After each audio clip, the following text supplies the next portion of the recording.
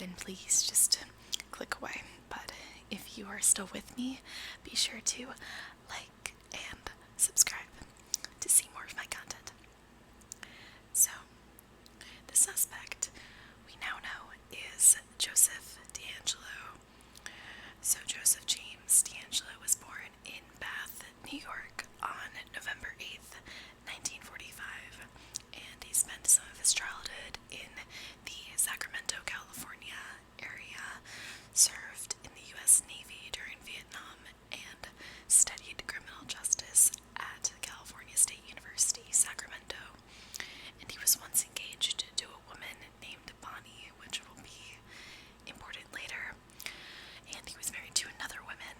The woman had 3 daughters with her before the relationship ended in divorce. So, DeAngelo served as a police officer in Sacramento, or in 2 different Northern California communities, so near Sacramento.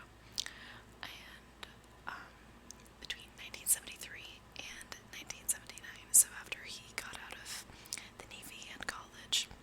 And he left the force in 1979 because he was arrested for shoplifting a hammer and dog repellent, and instead of just going to the hearing, he quit.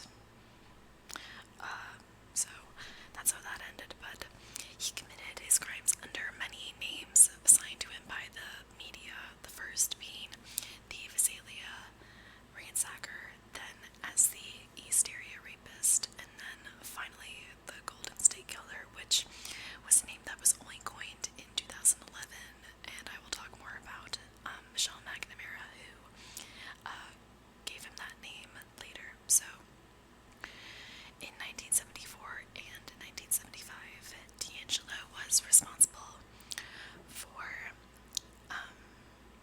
a series of burglaries in the Northern California city of Visalia.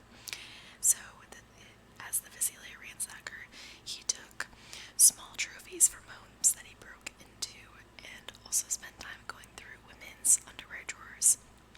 He also stole odd items like blue chip stamp books. I don't know what those are, but blue chip stamp books, cuff rings, and once 17 rolls of pennies. And in 1975, this ransacker attempted to kidnap a teenage girl, and her father intervened, and he was killed, tragically. So what sets this guy apart from other serial killers, perhaps, is that he was not at all a rage-filled psycho. He was a very calculating creep who would survey neighborhoods night after night and did very scrutinous research beforehand. So, the Golden State Killer would stake out houses long before he would enter to murder. And so, by the time he did go inside, he knew the layout of the entire home. He would watch and document details about his victims. He knew when each family member would be home and when the house would be empty, and he even knew their names. In addition, because he was a police officer until 1979, he had access to all of the official radio channels from the police. So he was privy to information about patrols and when they would amp up neighborhood watches. So he knew exactly where he was at risk, when he was at risk, and where he could hunt for his victims. Kind of reminds me of how Ted Bundy worked for the Seattle Crime Prevention Authority, and he knew how they worked to investigate rapes, so he could avoid them that way, or know what they didn't know. So, sometimes he would even enter the home days or hours before the attack and prepare the home to his liking. So this would entail small things that could go unnoticed, like disabling a porch light, unlocking the windows, but also more advanced things like emptying bullets from guns that the people owned, cutting phone lines, or staging the patio for an easier exit. He would also hide shoelaces and other materials in the house that he could use for ligatures later when he attacked. And he would even get to know the dogs and give them treats for a long time leading up to the attack. So when he came in, the dog wouldn't freak out, and maybe he would give them treats when he was attacking the family as well. So, in June of 1976, the first reported rape had been linked to him, and this took place in Sacramento County. And this attack was followed by more assaults in the eastern part of Sacramento County. So, hence, he came to be known as the East Area Rapist. And he would assault more than 40 women in Northern California between 1976 and 1979. So, during these crimes, DeAngelo would often spend hours in the victim's home, sometimes taking breaks from the assaults to eat or to cry, which is very strange. And one of the female victims of his remembers that he was saying Bonnie's name as he was crying, Bonnie being the woman, or the name of the woman that he was engaged to. So he also stole personal items such as jewelry or photographs. So initially he targeted women and girls. Two of his victims, in fact, were just 13 years old. But by 1977 he was attacking couples mainly. And he would often break into the house and have the woman tie up her husband, tie him up like with his arms around his back while he lay on the floor. And the man would put dishes on the husband's back. And DeAngelo would then warn them that if the dishes fell, so if the guy got up, he would kill them. So this teacup and saucer move, among other actions like his sophisticated use of knots, led authorities to believe that the perpetrator had spent time in the armed services, and in fact he did. He was in the Navy for nearly 2 years. So in all of these attacks where the husband was bound and had dishes on his back, only one man fought back, and DeAngelo responded by murdering both of them. So, some victims were even later taunted with phone calls from DeAngelo, even decades after, because in all of his personal research, he knew their phone numbers. And to keep these victims paralyzed for a long time after the attack, for as long as possible, DeAngelo would stand silently in the room, waiting for the blindfolded victim to move, only to announce his presence again. So they were petrified just for hours, not knowing if he was there or not. And this gave him plenty of time to escape before they would call the police. And he would even cut the phone line sometime, as we know. And this was definitely a successful scare tactic. And even if they heard him leave, they wouldn't know because he would seem to be gone, but then wasn't. So, his attacks often were preceded by many hang-up phone calls, like when you get a call and you answer and you say hello, but no one says anything, or they hang up immediately after you pick up the phone. And people often wouldn't really think anything of it until they would get attacked later. So he seemed to surveil these houses, which were usually single-story homes, in neighborhoods to get a feel for his targets before he would attack them. And so as these rapes continued, the terrorized residents in Sacramento went on high alert, and they would buy new locks and arm themselves with weapons. An officer on the case later said, quote, "The fear in the community was like something I've never seen before. People were afraid wherever they went," end quote.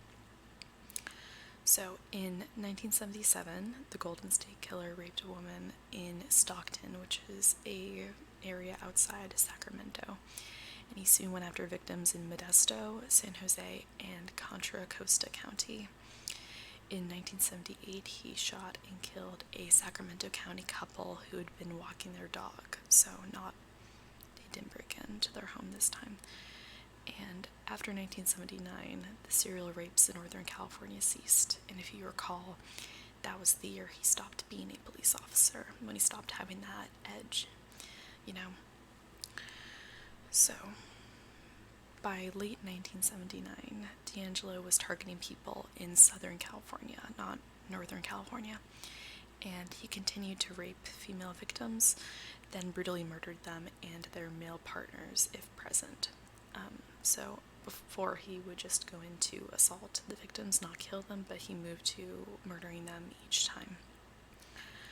So 10 people, consisting of 4 heterosexual couples and 2 individual women, were killed by DeAngelo in Santa Barbara, Ventura, and Orange counties between 1979 and 1986.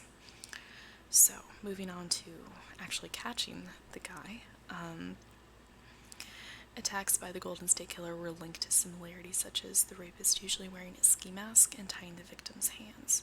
So police believed they were looking for a young white male who wore a size 9 shoe, standing about 5 feet and 9 inches tall, and had military or law enforcement training. However, DNA analysis wasn't able to track suspects or even to confirm that one man was responsible for all of these crimes.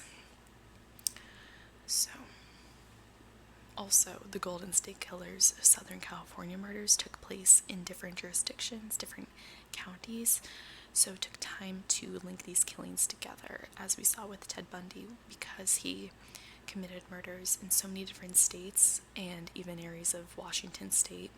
It took such a long time for police across these states and counties to talk about it, to communicate, to see if there was any patterns. So, and that bought him time, obviously. So,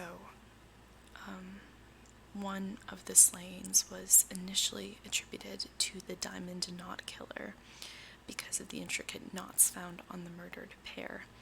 The Creek Killer was said to be responsible for the 2 couples' deaths in Goleta, near Santa Barbara, California, and some who'd pursued the Golden State Killer wondered if their criminal had escalated into serial murder, but these suspicions didn't result in an official avenue of investigation. It's just all very frustrating. But eventually, similarities between these killings in Southern California eventually led investigators to group them together, and they called their suspect the original Night Stalker to distinguish him from the Night Stalker, another California serial killer. What is it with the West Coast, I swear? It seems like they all are on the West Coast. And so the many departments who had investigated the Golden State Killer had destroyed evidence after the statute of limitations for rape, which was only 3 years in the 1970s. Once this rule expired, enough remained available for DNA analysis to confirm in 2011 that the East Area Rapist and the original Night Stalker were the same man. And then around 2011, true crime writer Michelle McNamara dubbed the still-at-large murderer and rapist the Golden State Killer. And she'd been doing research on this guy for years, in addition to many other serial killers. And she was the wife of actor Patton Oswalt, I believe is his name, and he's pretty well known. So, in June of 2016, 40 years after the first known assault by the Golden State Killer, the FBI and the Sacramento County District Attorney's Office offered a $50,000 reward for help with the investigation. So, how was he arrested? Well, investigators used the DNA evidence in their possession to create a genetic profile of the Golden State Killer. And late in 2017, they uploaded this profile to a genealogy database. And this revealed a family link to DeAngelo. So authorities proceeded to collect, quote, discarded DNA from DeAngelo, which allegedly proved to be a match to DNA from the Golden State Killer's crimes. And so, finally, on April 24th, 2018, the 72-year-old DeAngelo was arrested for his crimes. So, DeAngelo was charged with 13 murders and 13 counts of kidnapping for purposes of robbery. He could not be charged with any rapes, as the statute of limitations had expired for those crimes, unfortunately. And so in March of 2020, this year, DeAngelo offered to plead guilty in exchange for a life sentence instead of the death penalty. And prosecutors initially turned down this deal because they wanted to seek the death penalty. But in June of 2020, news reports stated that an agreement had been reached for DeAngelo to be spared a death sentence in exchange for pleading guilty. And on June 29th, 2020, DeAngelo pleaded guilty to all 26 charges and sentenced to life in prison without parole. In August, he was sentenced to life in prison without the possibility of parole. So, 2 months after, or 1.5 months after pleading guilty, he was sentenced. So going back to Michelle McNamara and how this has been covered in the media. So Michelle McNamara wrote online and for a Los Angeles magazine about the Golden State Killer ever since the early 2000s, which brought more attention to the then unsolved crimes. In addition to her writing, McNamara was one of the many civilian sleuths who tried to track down the killer and rapist. She authored a book about the case and her investigative journey called I'll Be Gone in the Dark. Unfortunately, McNamara died from an accidental overdose in 2016 before her book was finished, but her author, actor Patton Oswalt, that's his name, saying it correctly now, oversaw its completion, and it became a bestseller when it was published in February of 2018. And also, a documentary released in 2020 called I'll Be Gone in the Dark was released based on McNamara's search for the killer. So, it is heartening that even though we have heard of many serial killers who are never caught, at least the victims of the Golden State Killer finally have justice and that their families have peace and he is locked up for good. So, I hope you found this video interesting, maybe a little relaxing too. If you haven't already, please remember to like and subscribe. And I will see you in my next video.